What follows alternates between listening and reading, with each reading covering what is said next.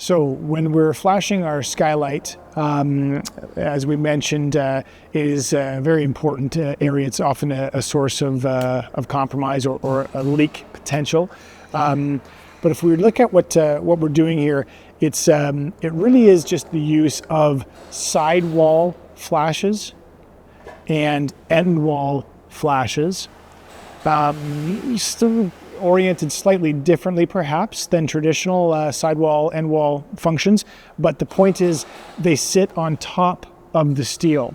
Now we can see that when we have a sort of a simulated miter edge here, we've actually brought the actual joint down farther past where the actual Skylight finishes.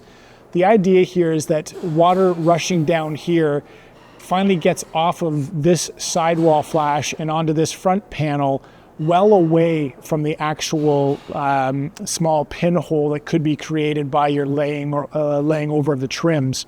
So it's a very safe area for water to get off.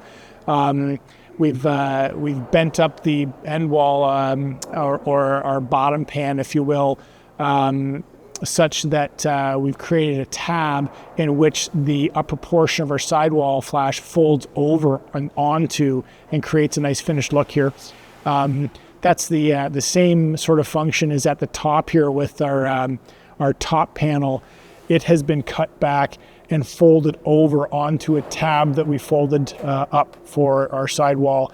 And again, as water's rushing down from above, it's hitting this flashed area on top of the Skylight, and it's getting off of this flashing well past the penetration point over here. And again, it's just a nice, safe way to protect that Skylight. Now, because we still need to finish the area above, we've cut ourselves a sheet that will be applied on top of this panel in this kind of configuration.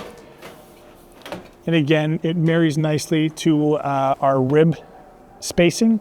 So we're well protected here from a weather standpoint, but there's still some accessories that can be used to make this even more weather tight in the form of closures. What we're asking water to do essentially is to breach this sort of assembly.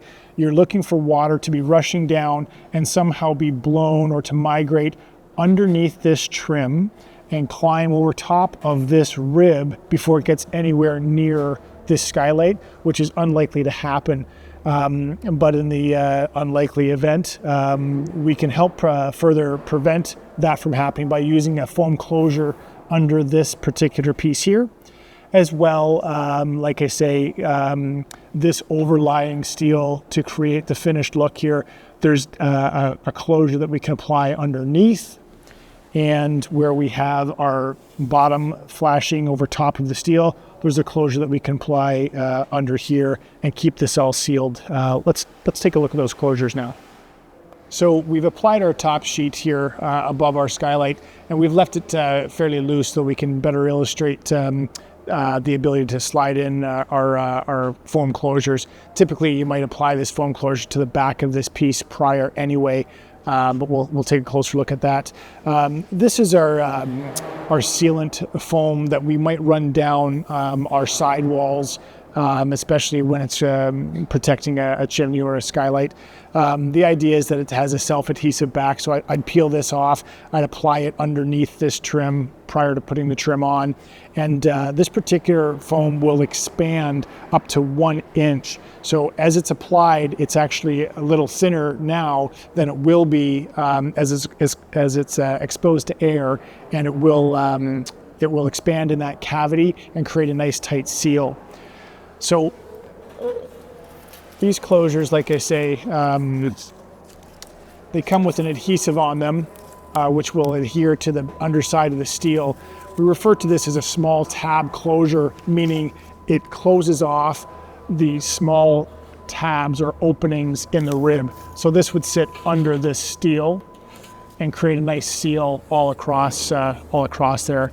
Again, if any water wanted to migrate up and underneath any of this assembly, there are still these two ribs underneath of all this that it would have to climb as well before it caused any damage. And again, very, very unlikely that that could happen. Subsequently, we talked about putting this trim under our flashing here. This is referred to as a large tab because as this flashing rests over top of the ribs, a larger tab or cavity is created there, and that's where your large tab closure will slide under there. Again, it's got a self-adhered strip on it, so it will stay in place and protect this skylight for years to come.